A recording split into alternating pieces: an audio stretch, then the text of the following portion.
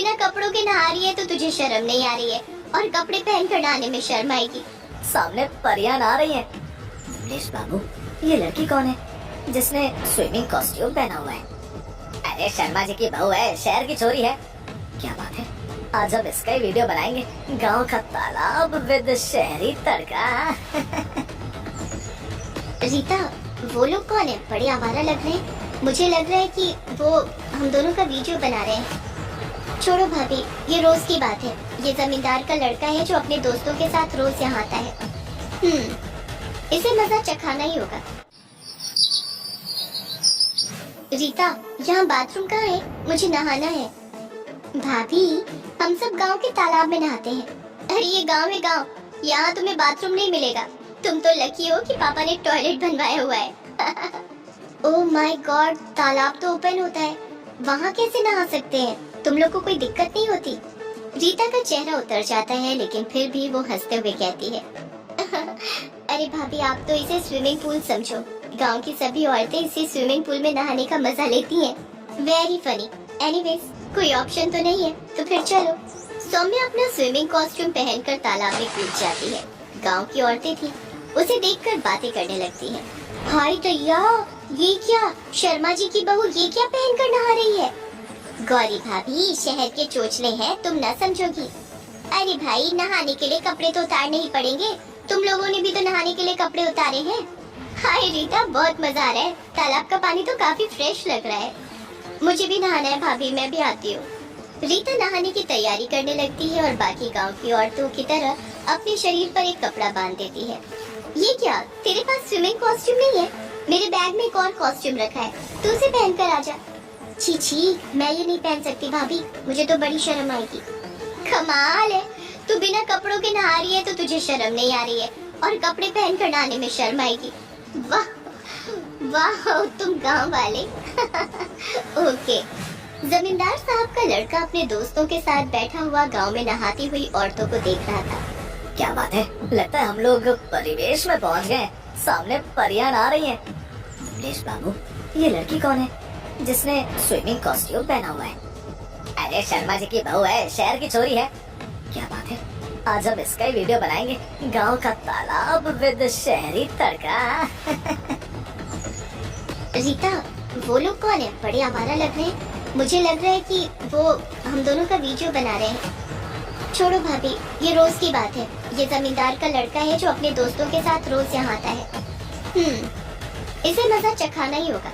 कल इसका नशा उतार लूंगी। अगले दिन सभी औरतें फिर नहाने के लिए तालाब पर जाती हैं। विमलेश पहले से ही अपने दोस्तों के साथ वहाँ बैठा हुआ था। मिस्टर, ये औरतों के नहाने की जगह है, यहाँ पर आपका कोई काम नहीं है। अरे भाभी जी, आप आराम से नहाइए, हम तो आपकी रखवाली के लिए यहाँ बैठे हैं, आपके लक्ष्मण। चलो भाभी, चलते हैं, बेकार में किसी के मुंह मत लगो।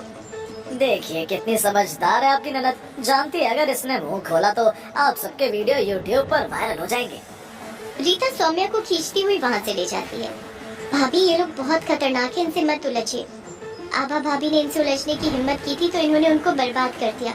मुझे सच सच पता क्या हुआ था, तो इतनी डरी हुई क्यों है? कोई ना कोई बात जरूर है। भाभी, हम गांव की औरतें जब भी यहाँ पर नहाने आते तो ये विमलेश और उसके दोस्त तरह तरह के भद्दे मजाक करते। आभा भाभी ने इसकी शिकायत मुखिया जी से कर दी। मुखिया जी, हम गांव की बहू बेटियां हैं। जमींदार साहब का बेटा महिलाओं के नहाने के तालाब के पास बैठकर भद्दे मजाक करता है। हमारा नहाना मुश्किल हो गया है। मुखिया जी ने पंचायत रखी, लेकिन अगले दिन जब मैं अपनी सहेलियों के साथ तालाब पर नहाने आई तो उन्होंने हम सबके कपड़े छुपा दिए। कपड़े ढूंढने के लिए जब हम पानी से बाहर आए तो इन्होंने हमारे एमएमएस बनाए और विमलेश ने मुझे धमकाते हुए कहा।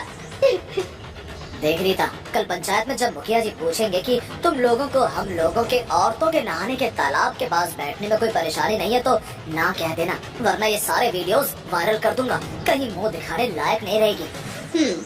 ठीक है, अब तो चिंता करने की कोई बात नहीं है। मैं आज शाम को ही इसकी व्यवस्था कर देती हूँ। शाम को सौम्या अकेले ही नहाने आती है और तालाब में नहाने लगती है। ये देखकर विमलेश उसके पास आता है और कहता है, अरे भाभी जी, आप तो बिल्कुल जल परी लग रही हैं। अगर बुरा ना माने तो आपकी एक तस्वीर खींच लो। क्यों नहीं देवर जी, मुझे तो आप पहले दिन से ही बहुत अच्छे लगते हैं, लेकिन मेरी भी एक शर्त है। आपको भी मेरा स्विमिंग सूट पहनना होगा, फिर मिलकर स्विमिंग करते हैं। ये क्या मैं भला स्विमिंग कॉस्ट्यूम कैसे पहन सकता हूँ? सोच लीजिए, कोई जबरदस्ती नहीं है। आप भी क्या याद रखेंगी, लाइए पहन लेता हूँ। विमलेश सौम्या का दिया हुआ स्विमिंग सूट पहनकर तालाब में आ जाता है और उसके तालाब में आते ही रीता उसके कपड़े लेकर छुपा देती है और उसकी सहेलियां उसके वीडियो बनाने लगती हैं। ये क्या बदतमीजी है, मुझसे पंगा लेना बहुत महंगा पड़ेगा। विमलेश भैया, औरतों का स्विमिंग सूट पहनकर आप बहुत अच्छे लग रहे हो। अब ये फोटो तो हम भी वायरल करेंगे। तू अपनी मौत को दावत दे दे रीता, तू जानती नहीं मैं कौन हूँ और क्या कर सकता हूँ। गांव की औरतें मुखिया जी के साथ बाहर निकल आती हैं। क्या हुआ विमलेश बाबू, आप तो शर्म से गड़े जा रहे हैं। चलिए ना, मेरी फोटो लीजिए और एमएमएस नहीं बनाएंगे। रीता, जरा यहाँ विमलेश बाबू को एमएमएस बनाने में मदद तो कर। रीता तालाब के किनारे रखा विमलेश का फोन उठाकर सबको उसके बनाए हुए एमएमएस और गांव की औरतों के नहाते हुए खींची गई फोटोज दिखाती है। बताओ विमलेश, तुम्हें क्या सजा दी जाए? मुखिया जी, इसकी सजा ये है कि आज सबके सामने अपनी माँ का इसे एमएमएस बनाना होगा। तब जाकर भैया को समझ में आएगा कि सबकी माँ बेटी एक बराबर होती है। मैं बहुत शर्मिंदा हूँ, आप सब मुझे माफ कर दीजिए। आज के बाद मुझसे ऐसी कोई गलती नहीं होगी। मैं अपने फोन से खींची गई सारी फोटोज हमेशा हमेशा के लिए मिटा देता हूँ। सभी लोग जोर जोर से तालियां बजाने लगते हैं और सौम्या को कंधे पर उठा लेते हैं। ओह माय गॉड, मुझे कम से कम कपड़े तो पहन लेने दो, वरना माँ और पिताजी घर में भी नहीं घुसने देंगे। सब लोग हंसने लगते हैं और उसके बाद गांव की औरतों के नहाने में कभी कोई बाधा नहीं पड़ती। श्यामलाल जी ने 5 बेटों की शादी एक ही दिन करी थी। घर में रिश्तेदारों का मेला लगा हुआ था, लेकिन सुबह 5 बजे ही तभी श्यामलाल जी की बीवी, अरे सुनते हो, घर में हाहाकार मचा है और तुम यहाँ सो रहे हो। अरे धीरे बोल भाग्यवान, आखिर हुआ क्या? 5 बहुओं को एक साथ ही बाथरूम जाना है और घर में एक ही बाथरूम है। जरा आंगन का नजारा अपनी आँखों से देखो। आंगन में बाथरूम के आगे तीनों बहुएं छोटे छोटे कपड़ों में तो गांव वाली देसी बहुएं घूंघट काढ़े लाइन लगाकर खड़ी थी। My god, I can't wait माँ जी। अरे बहू धीरे बोल, तू जीन्स पहन के ही नीचे आ गई।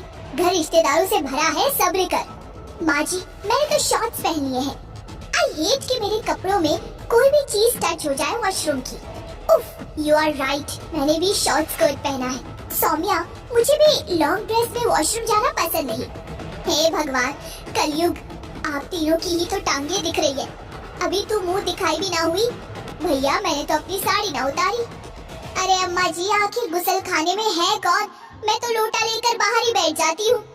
छी छी, डिस्गस्टिंग, ये गांव के लोग। अरे मेरा मुंह ना खुलवाना दीदी, गांव की तो हूँ, पर ये नेकर पहन के तो सास के आगे नहीं घूमती। अरे तो इसमें बुरा क्या है? साड़ी पहन के बड़ी सफाई से रह पाओगी क्या? मम्मा, मैं वेट नहीं कर सकती, आप दरवाजा खुलवाइए ना। अरे माँ जी, इस तरह लाइन लगा के कब तक खड़े रहेंगे? अरे हाँ हाँ, बस अभी खुलवाती हूँ। कौन है भाई? जरा जल्दी बाहर आओ, नई बहुओं को जाना है। अंदर से ताऊजी की आवाज आती है। अरे सुधा, ये मैं हूँ तेरा जेठ।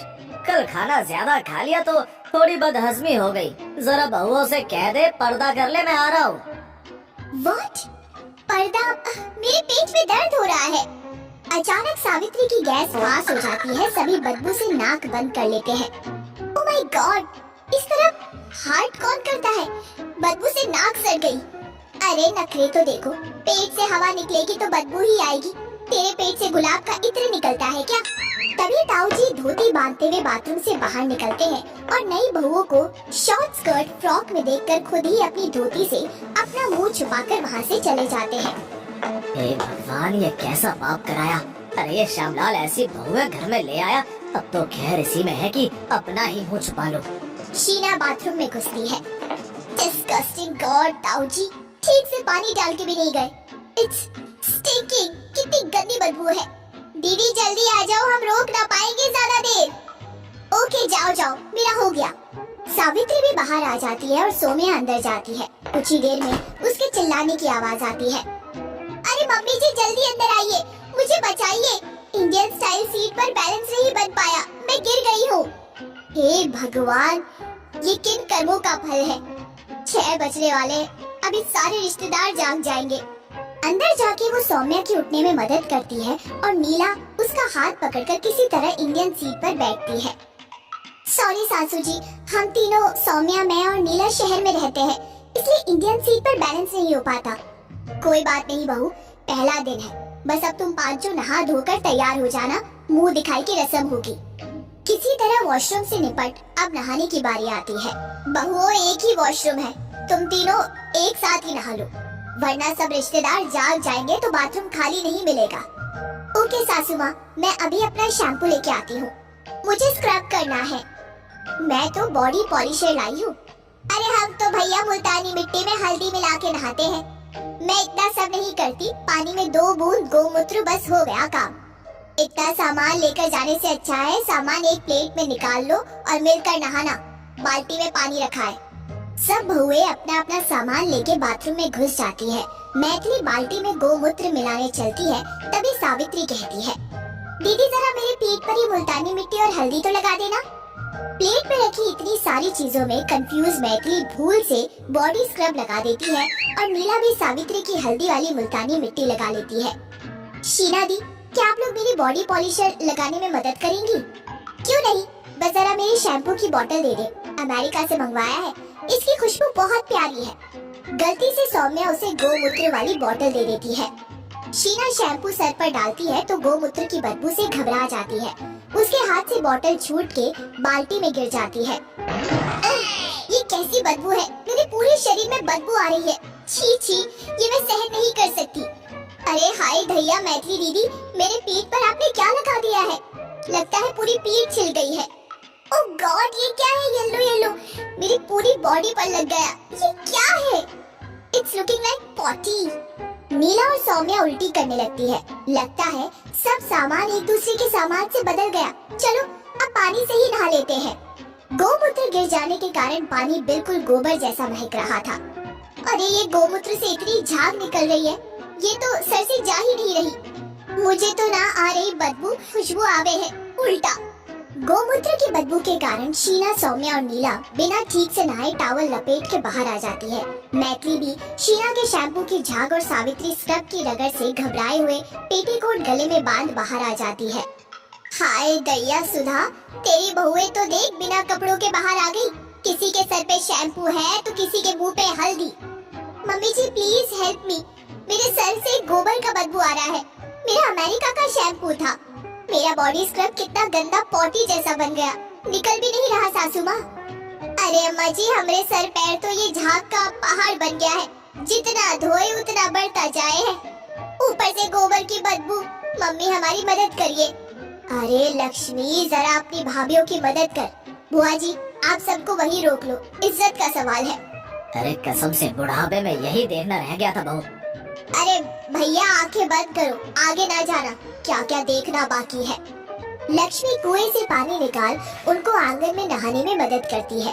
वे सब नहाकर वही कपड़े बदलने लगती है और उनके लगाए परफ्यूम से घर महकने लगता है। हे भगवान, इज्जत बचाना, चलो ये मुसीबत तो टली। अरे सुधा, 5 दिशाओं से 5 बहुएं लाई है, अभी न टली है तेरी मुसीबत। ये देख, आधा घर खुशबू से महक रहा है और आधा गोबर की बदबू से बास मारने लगा है।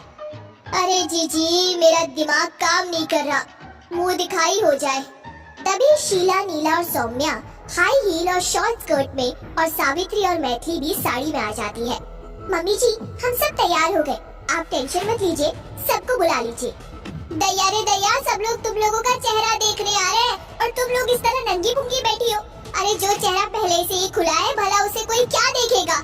सही कहा दीदी आपने, अब तो रिश्तेदारों के सामने मजाक ही उड़ेगा।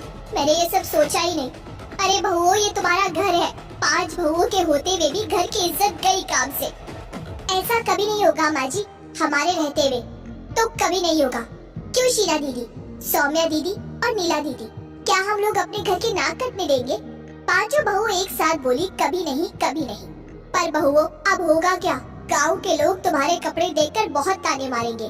दीदी आप अपनी शादी की चुनरी अपनी स्कर्ट पर साड़ी की तरह लपेट अपने चेहरे घूंघट से ढक लीजिए। सभी लोग उसकी बात मानकर ऐसा ही करते हैं। एक एक करके सभी रिश्तेदार आते हैं और उनके घूंघट उठाकर उनका चेहरा देखते हैं और उनकी तारीफ करके चले जाते हैं। तुम 5 ने तो घर की इज्जत रखी, असली बहू वही होती है जो वक्त पड़ने पर मिलकर एक दूसरे का साथ देती है और घर की इज्जत बचाती है। तभी वहाँ ताऊजी आते हैं। उन्हें देखते ही पांचों बहुएं इज्जत से उठ जाती है। स्कर्ट पर चुनरी ओढ़ कर बैठने पर तो पैर ढके थे, खड़े होते ही उनके पैर दिखने लगते हैं और चगरा ढका रहता है। ताऊजी राम राम करते हुए अपना चेहरा ढक लेते हैं। मैं यही कहूँगी, बहुओं हो तो सुधा की बहू जैसी हो। खुश, मुंह दिखाई में मुंह तो छुपा ही लिया। सब हंसने लगते हैं और सभी वादा करती है कि धीरे धीरे वे सब सीख घर की इज्जत दांव पर ना लगने देगी। जीवन पहले की तरह खुशी खुशी चलने लगता है।